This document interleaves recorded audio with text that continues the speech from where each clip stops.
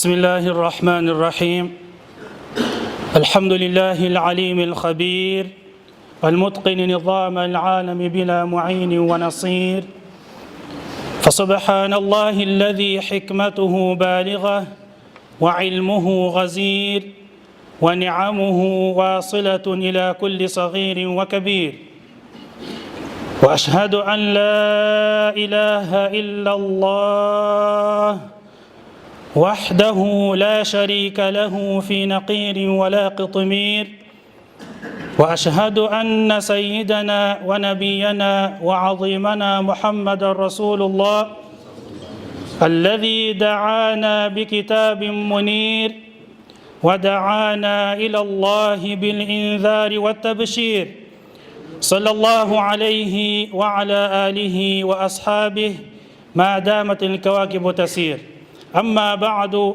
فأعوذ بالله من الشيطان الرجيم اذهب أنت وأخوك بآياتي ولا تنيا في ذكري. All praise due to Allah subhanahu wa ta'ala. Peace, salutation be upon our Master Muhammadin sallallahu alayhi wa sallam. Ishimwe, ikuzo, ibisinda byuzuye bikwiriye Imana Allah subhanahu wa ta'ala. Amahoro imigisha bisakari kwa sozereje inwa n'abahanuzi Muhammad sallallahu alayhi wa sallam. The ayah which I just recited before you now, Allah subhanahu wa ta'ala in this verse of the Quran, Surah Taha, Allah subhanahu wa ta'ala instructed Musa alayhi salam, or he commanded Musa alayhi salam, him and his brother to go to Fir'aun. Normal, the meaning of the ayah is, اذهب أنت وأخوك بآياتي. O Musa alayhi salam, you should go, you and your brother, with my signs. To go to where? To Musa alayhi, to Fir'aun, la'natullahi alayhi. ولا تنيا في ذكري. Do not ever be lazy, do not ever be forgetful in my remembrance. That's the meaning of the ayah. Now let's go in the tafsir. When ayah nawasomea hani mbele yanyu, Allah subhanahu wa ta'ala abgira Musa alayhi salam n'umuvandimwe Harun alayhim assalam, amubwira ati idhhab anta wa akhuka bi ayati. Genda we n'umuvandimwe wawe. Go and your brother. Genda we n'umuvandimwe wawe kwande kwa Fir'aun, ujyane ibimenyetso byanjye, bitangaza byanjye. Kandi uramenye ntuzigere uteshuka unebwa mu kunyibuka. Ibyo bisobanuro bya aya byonyine. Tugiye muri tafsiri ya aya, ndibuze kuza kugira ute gukomerezaho njya mu nama za Abu Darda radiyallahu ta'ala anhu yatugiriye. Allah subhanahu wa ta'ala is telling Musa alayhi salam, idhhab. Mufassirin rahmahumullah said the word idhhab, it means tahdim as-salbiyah wa tabni an-nashat. Put an end on laziness. Stop being lazy. Get up in the morning. Rise early in the morning. Perform your prayers. Do your adhkar. When you're done, then go out. Go out. Look for something which can help you in your life. Don't be lazy. Idhhab. Jenda Musa. Bisobanuro iki? Tahdim as-salbiyah, bikuraho ubunebwe. Watabni an-nashat, bikagira bite bigashishikariza umuntu kuba yagira ubwire ko yakora, yagira icyo akora. Byuka kare mu gitondo, uzinduke, usenge Allah subhanahu wa ta'ala, numara kumusenga, ukora adhkari zawe nk'izo usanzwe ukora, cyangwa se udasanzwe ukora wongere, nurangiza usohoke ugende ushaka icyo wakora. Idhhab. The second portion of the ayah, Allah is telling Musa alayhi salam, anta wa akhuka. You and your brother. Wowe n'umuvandimwe wawe. Anta wa akhuka bima'na tahdim al-fardiyya wa tabni al-jama'iyya. Put an end on individual. Think that I myself, I can do it by myself.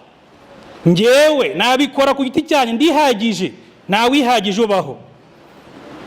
Even the rich people, they need the poor people to help them. The wealthy people, they need the people who are poor to help them in their work. Abakire bakeneye abakene kubafasha mu kazi kabo. So don't ever say, I myself, I can do it by myself. Let's help one another. The Ummah of Muhammad sallallahu alaihi wasallam supposed to be the Ummah which works together so you can achieve something. So kwa Ummah ikorera hamwe tukagira icyo twageraho. Anta wa akhuk bi ayati tahdim al-jahla wa tabni al-ilm.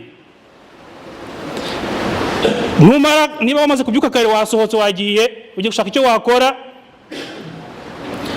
umaze kubona ugutera inkunga uwo mugomba gufashanya, igikurikirana iki? Ese ibyo ugiye gukora ubifitiye ubumenyi? You got up in the morning, you go out, look for something to do, then you find someone to help you, someone to work with you, someone to be with you. What comes next? Ese what you're going to do? Do you have knowledge about it? Do you have the divine knowledge? What am I doing? Is it halal or is it haram? Ibyo ngiye gukora ni halal cyangwa ni haram? Ese Allah bivuga hiki? Inwe Muhammad sallallahu alaihi wasallam bivuga hiki? What does Allah say about it and His Messenger Muhammad sallallahu alaihi wasallam? So tahdim al-jahla wa tabni al-ilm. It takes away the ignorance. You have to learn, you have to understand what you are doing. Allah subhanahu wa ta'ala, and He kept saying, وَلَا تَنْيَا فِي ذِكْرِي. And do not ever, Musa alayhi salam, be lazy in my remembrance.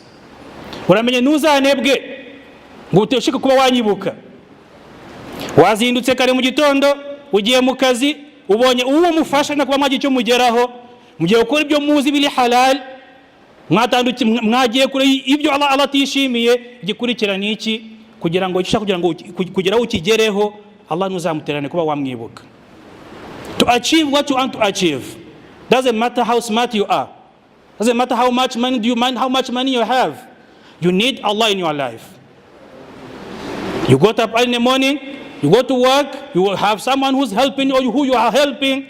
And then what you do is you understand what you are doing, and then keep in mind that whatever you are doing, start with the name of Allah and end with the name of Allah subhanahu wa ta'ala. Now,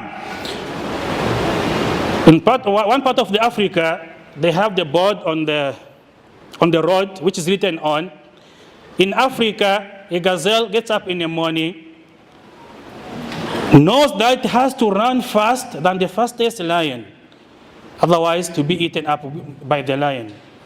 In Africa, the lion gets up in the morning, knows that it has to outrun the slowest gazelle, otherwise to starve to death. Muri Afrika yebita isha, buri mu gitondo ibyuka yiruka, ifite umugambi wo kwirukanga cyane bishoboka kugira ngo yanare izi kwiruka nigirute nibe yayifata ngo ibe yayirya. Intare nayo ikabyuka ifite umugambi igambiriye kuvuga ngo ndagerageza kubishoboka byose yasha itazi kwirukanga mbe nayifata nanjye mbe nayirya. Nibidashoboka kuba nayifata ndishwa n'inzara. Doesn't matter, either you are the gazelle or the lion, when the sun rises, better be running. Uko byameze kose, waburisha waburi intare igitondo kije, you making sure ko uhakikisha ko uhamye ko ubyuka ufite icyo ugomba kugeraho nk'umuntu. Abu Darda radiyallahu ta'ala anhu, among his advice which he gave to us, and why am I choosing Abu Darda radiyallahu ta'ala anhu? If you remember correctly what we spoke about last Jumu'ah, we spoke about the words of Ibn Mas'ud radiyallahu ta'ala anhu, where he says, "Man kana mustannan falyastanna biman qadimat, fa inna al-hayya la tu'man alayhi al-fitna.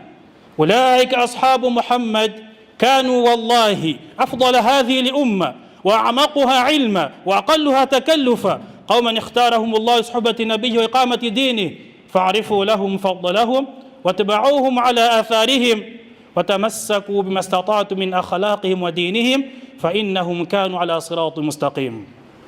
If you want to learn from someone, you want to make someone your role model, do not ever look for the one who's still alive. mubyibuka neza bushize ijumishize twabivuzeho tuvuga duti Ibn Mas'ud yaravuze ati niba hari umushaka kugira ube wakwigiraho wagira icyo umukuraho bamugira uwo ureberaho icyo uburyo bwo kubaho gushobora idini ryawe nko bikwiye uzabigire kuba utakiri muzima. Understand ibn qadimat, you must learn from the ones who are not living anymore. يقول الشافعي رحمه الله قد مات قوم وما ماتت مكارمهم وعاش قوم وهم في الناس أموات. They are the people who have died a long time ago. They died, they're gone. But what they have done remain behind. Ibyo bakoze byarasigaye. Abantu bapfuye nubwo bapfuye ariko kubera ibyo bakoze bacyari bazima mu mitima y'abantu. They still alive in the people's heart. وعاش قوم وهم في الناس أموات. And there are people who are living at the moment. We're living with them. They're living with us. But in the people's heart, they are dead because the way they behave. N'abantu bazima bahari tubana nabo ariko mu mitima y'abantu barapfuye kubera uburyo bitwara kubera ibyo bibagaragaraho. So Ibn Mas'ud aravuze ati rero radiyallahu ta'ala anhu, man kana mustannan falyastanna biman qadamat. If you want to follow the way of someone, choose the one who are no more, the one who have died. فإن الحي لا تؤمن عليه الفتنة, because the living ones, there is no guarantee that the fitna won't approach him. He may change at any time. Doesn't matter how big Sheikh he is. He may change at any time. Na uko byamaze kose umuzima ko yamaze kose umenya afite bwari bwo bwose fitna zamugezeho ashobora kuba yahinduka. Uragomba kugukurikirana inde rero ulaika ashabu Muhammad. Those are the companions of Muhammad sallallahu alaihi wasallam. The Sahaba of Nabi sallallahu alaihi wasallam are the ones supposed to learn from.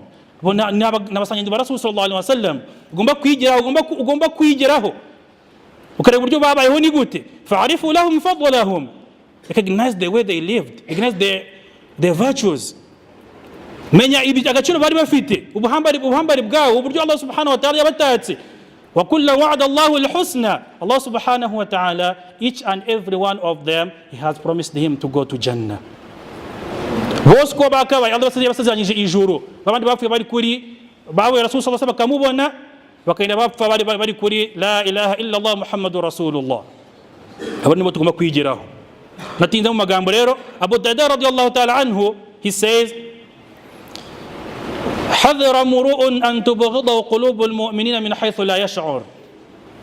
Watch out, be careful, let not the heart of the believer dislike you in the way you cannot comprehend, in the way you don't know the reason why are they hating me.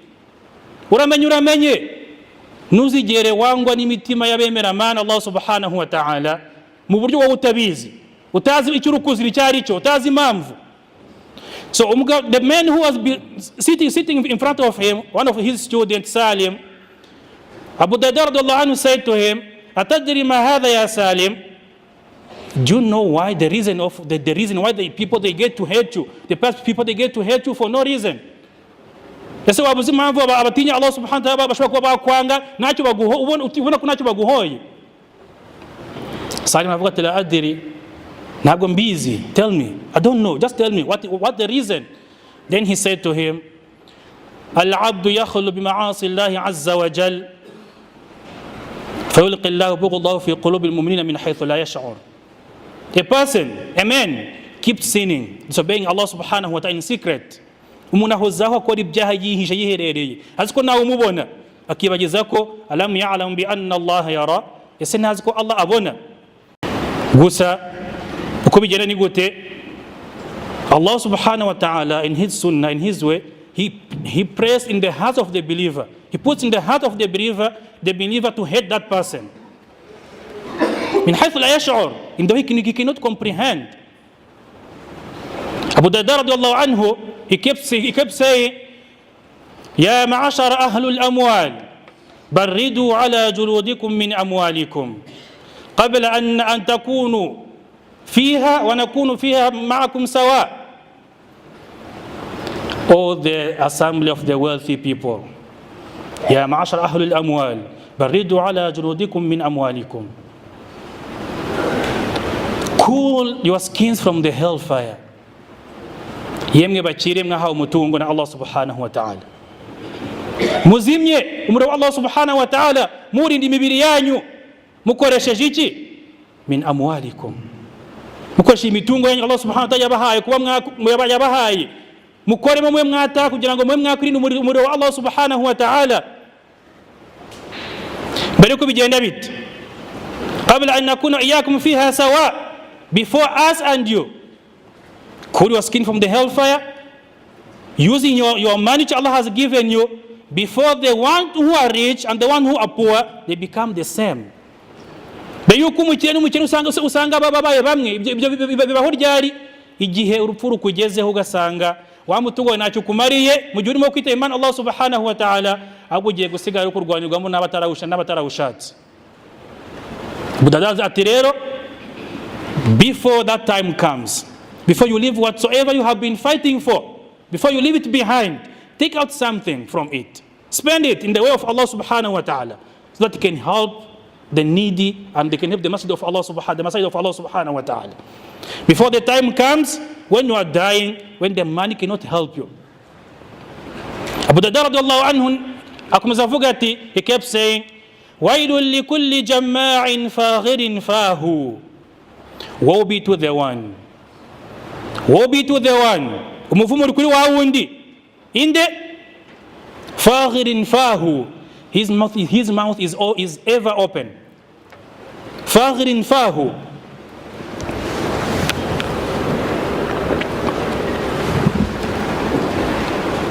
his mouth is over open. How? He just want to have more and more, more and more. Ahora yasne gusa ashaki nyongera. Yara ma 'inda an-nas wala yara ma 'indahu. He only sees what the people they have. He doesn't see what he has. He's not happy with what he has. He wants more and more.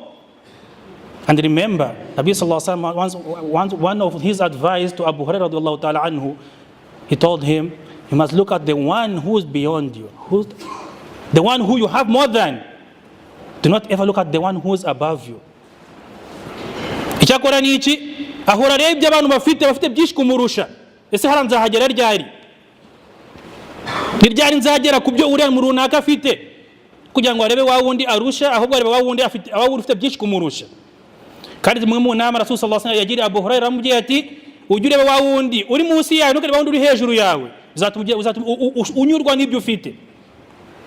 So faghirin fa yara ma 'inda an-nas wala yara ma 'indahu, law yastati'u la wasala al-laylu bin-nahar. If he is able to, he was going to merge the night into the day. Arubishoboye yafata amanwa n'ijoro akabigira ikintu kimwe, kugira ngo abone umwanya wo guhora yirukanka akora. Ibyo nibyo bimushishikarije gusa. Nta mwanya wo kwibuka Allah subhanahu wa ta'ala, gusa nabikozwa kugira gute nabikozwa, ni byiza kugira ko bizamugira akamaro nyuma ava mu mwuka, ibyo ntabyo bimurebaho. Cyashaka no kugira ute n'ukugwiza gusa. He only worries about how can I get more and more and more, but he doesn't care about what will happen to him tomorrow when he dies. What happened to him on the first night in the grave? What will happen to him? يقول الشافعي رحمه الله, وضمة القبر تنسى ليلة العرس.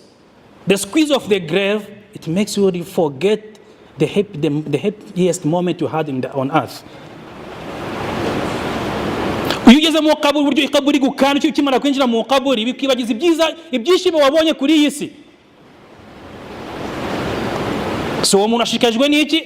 He only cares about how can he get more and more and more. وَيْلٌ لَهُ مِنْ حِسَابٍ غَلِيظٍ وَعَذَابٍ شَدِيدٍ. Woe be to him. They're going to be the heavy accountability on him, day of judgment. Allah subhanahu wa ta'ala will ask him each and everything, every cent, every coins, whatsoever you have made. Allah will question you. مِنْ أَيْنَ اكْتَسَبْتَ وَفِيمَا أَنْفَقْتَ. How did you earn it and how did you spend it? Hano bikomeye bimuriho, azabunga azafite ibaruwa rihambaye cyane.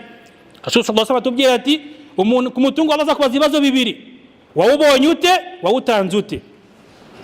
Min ayna iktasabta wa fima anfaqta. How did you earn it? How did you get it? It was in halal way or in haram way, and how did you spend it?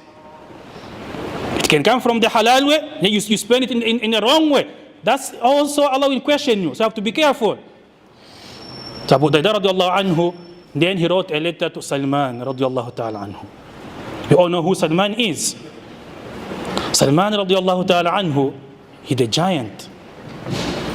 Rasul sallallahu alaihi wasallam said, we all ask Allah to grant us Jannah. We all beg for, we beg Allah. Oh Allah, we need Jannah, we need Jannah, we need Jannah. But Salman, Jannah is there waiting for him to enter in Jannah. That's Salman radiallahu ta'ala anhu. But Abu Darda, hamwe n'ibyo byose, afata urupapuro yandikira Salman. Salman wa Rasul sallallahu alaihi wasallam tubwira ngo twese twifuza kujya mu ijuru, ijuru ryifuza ko Salman yaryinjiramo. Abu Darda amwakira urupapuro nk'umuvandimwe we. Twibuke ko Rasul sallallahu alaihi wasallam yabagize abavandimwe bakimara kwimukira i Madina. They were brothers. Then he said, Ya akhi, oh my dear brother, اغتنم صحتك وفراغك قبل أن ينزل بك ما لا يستطيع العباد رده. اغتنم صحتك وفراغك. Oh my dear brother, take care of your free time. Take care of your health. Take care of your free time you have and your health before that which no one can stop approaches you. Which is it? Death. يقول الشافعي رحمه الله ومن نزلت بساحته المنايا فلا أرض تقيه ولا السماء. When a death approaches you, he said the world is vast, it's big, you can go anywhere you want to go. But when the death comes to you, you look for anywhere to run, but there's nowhere to run. isi nini iraguye, ushobora kujya aho ushaka hose, ariko iyo urupfu rwakugezeho ushaka no gupfuna imitwe ukayibura. Abu Darda yandikiye Salman amubwiye ati, fatira n'igihe cyawe n'ubuzima bwawe buzira umuze ufite, mbere yuko ugerwaho na cya kindi kidashobora ko cyagira ubugihagarika wari we wese, ari cyo ki urupfu. Aynama takunu yudrikumul maut wa la kuntum fi burujin mushayyada. Hamwe muri hose, muzamuri hose, urupfu ruzabagerwa mu nyubako zingana z'imitamenwa. Wherever you may be, death will approach you. Doesn't matter where you are. Even if you are in the highest buildings, the death will approach you. يقول الشافعي رحمه الله إن الطبيب بطبه ودوائه لا يستطيع دفاع مقدور القضاء ما للطبيب الذي يموت بالداء الذي قد يبته. Which doctor? الذي يموت بالداء الذي قد يبر مثله فيما مضى. The one who dies by the cause of the same sickness which he used to cure people from. Muganga wicwa n'indwara yavuraga abandi kayivura igakira, ariko nawe yamugera ikamutwara. هلك المداوي والمداوى والذي جلب الدواء وباع ومن اشترى. Doesn't matter. The one who has put the factory to make the medicine, and the ones who work in that factory, and the one who make medicines also. Doesn't matter the one who sells it also. When the death comes, it takes each and every one. Doesn't care who you are. When Allah's decree is there, no one can stop it. إذا جاء لا يؤخر.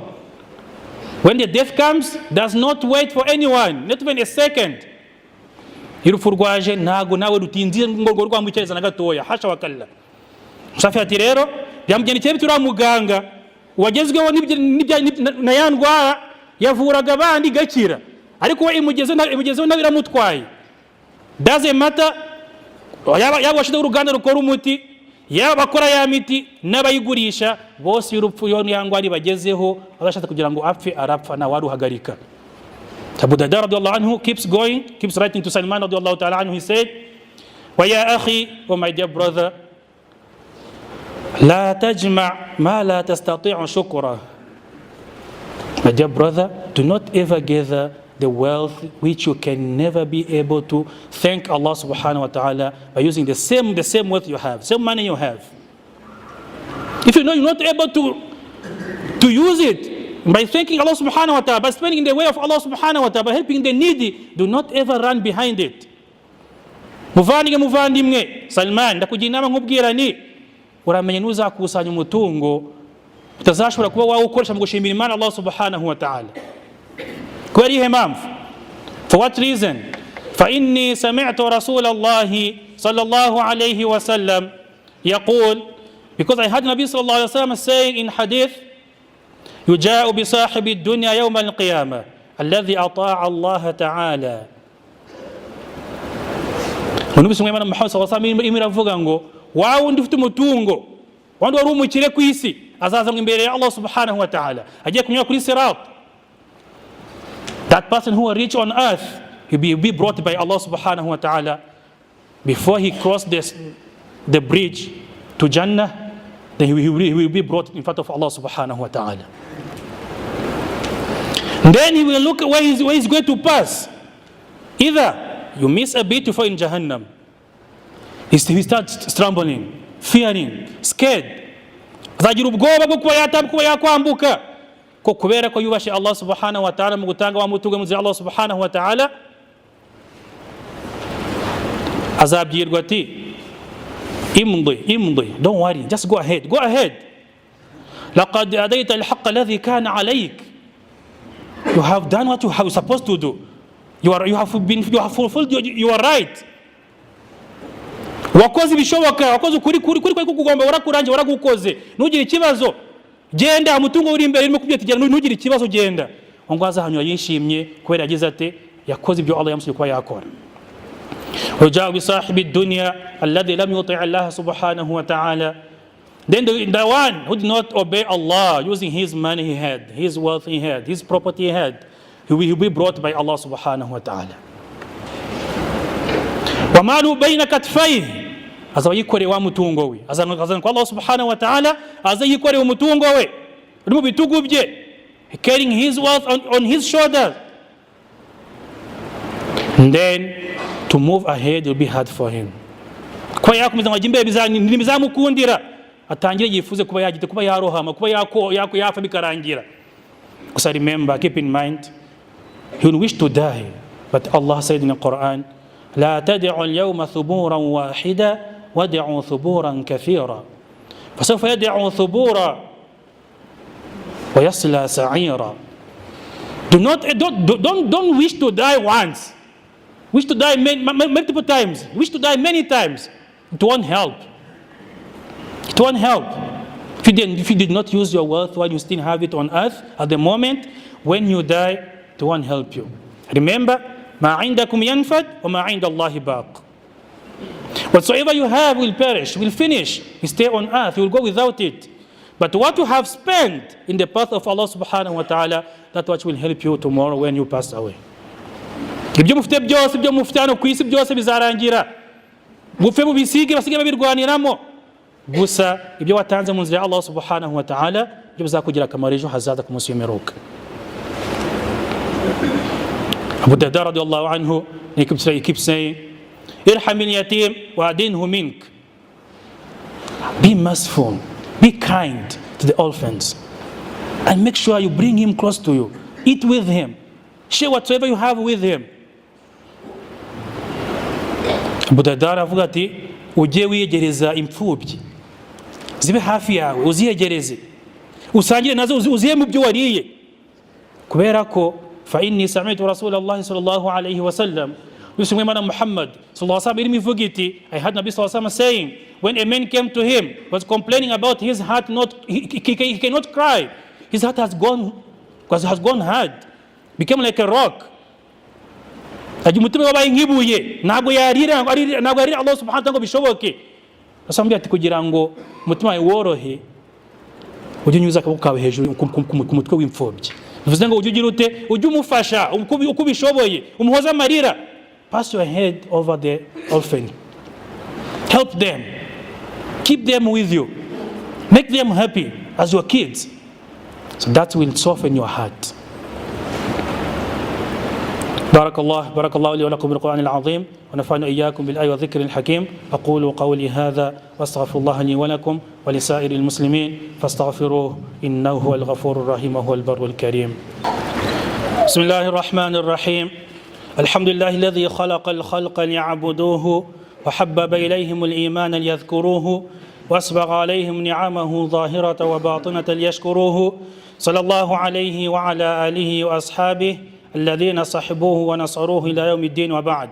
وأشهد أن لا إله إلا الله ملك فقدر وبطن فخبر وعلى فقهر إذا قضى فلا راد لقضائه وإذا حكم فلا معقب لحكمه وهو سريع الحساب. وأشهد أن سيدنا ونبينا وعظيمنا محمد رسول الله، النبي الذي زكاه الله كله فقال: وإنك لعلى خلق عظيم.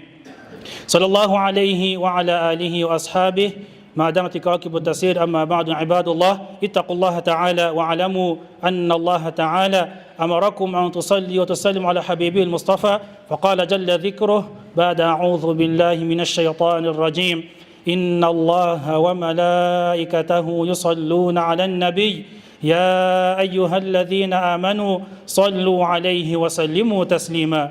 اللهم صل وسلم وبارك على محمد الغافلون. ورضي الله عن أبي بكر وعمر وعثمان وعلي وعن الصحابة أجمعين. اللهم أعز الإسلام والمسلمين وذل الشرك والمشركين ودمر أعداءك أعداء الدين. اللهم آت نفوسنا تقواها وزكها أنت خير من زكاها، أنت وليها ومولاها. يا حي يا قيوم برحمتك نستغيث، أصلح لنا شأننا كله ولا تكلنا إلى أنفسنا طرفة عين ولا أقل من ذلك. اللهم صل وسلم وبارك على محمد صلاة تفتح لنا بها أبواب الرضا والتيسير وتغلق بها أبواب الشر والتعسير، إنك يا مولانا نعم المولى ونعم النصير. عباد الله رحمكم الله، إن الله يأمر بالعدل والإحسان وإيتاء ذي القربى وينهى عن الفحشاء والمنكر والبغي يعظكم لعلكم تذكرون. اذكروا الله العلي العظيم يذكركم وادعوه يستجب لكم، ولذكر الله تعالى أعلى وأولى وأعز وأجل وأهم وأتم وأكبر، والله يعلم ما تصنعون.